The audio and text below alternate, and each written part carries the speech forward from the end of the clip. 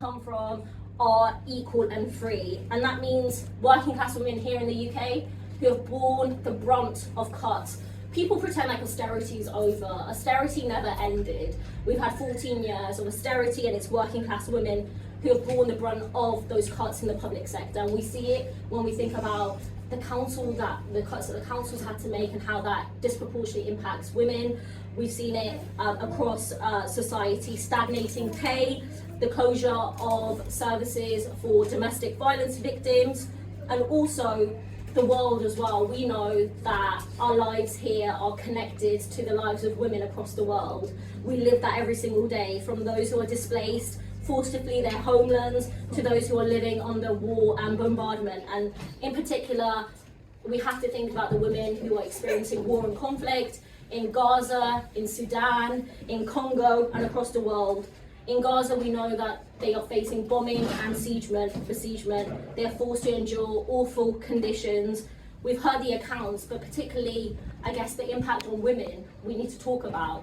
We need to talk about the fact that women and girls are using scraps of cloth as makeshift sanitary products.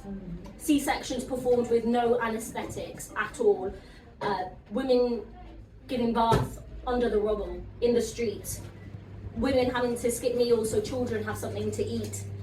And when we talk about what's going on, this humanitarian catastrophe didn't come out of nowhere. It wasn't just a natural phenomenon. This is man-made. It's a man-made catastrophe. So in Parliament, I was one of the MPs who first made the call for a ceasefire. I see really important, I see my role as the MP for Coventry South in a very important light when we talk about war and conflict, because this was a city completely decimated by war. This was a city that actually said no more hatred and division. We actually need to forge a path of peace and reconciliation, and Coventry Cathedral is a light to the world when we think about the role that it plays in bringing communities together constantly. I mean, I've been there for 3 times in the past few weeks for a vigil for Israel-Palestine, marking the 2nd anniversary of the invasion of Ukraine, and more recently in our interfaith work with community leaders across our faith communities. So I think that's really important, and also more than anything, I think International Women's Day reminds us that things don't change by themselves.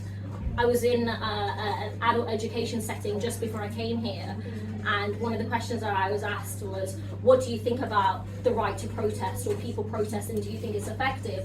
And I said, nothing that we cherish as a society has been given to us by the political elite. If we think about the right to vote as women, it wasn't just politicians of the day thinking, hey, this is the right moral thing to do.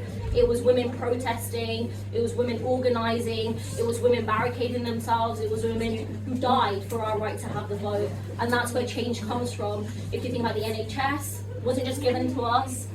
People fought for that universal healthcare. It's under attack every single day. And so progressive change, of course, is never just handed to us. It happens when we organise, when we raise our voices and build that better world. So that's what IWD is for me: empowerment, solidarity, and building a world where all of us, and in this room and all of us not in this room, are free and equal. And thank you so much for having me. It is the honour of my life to be your MP in Coventry South, and if you've got any questions, I would love to take them.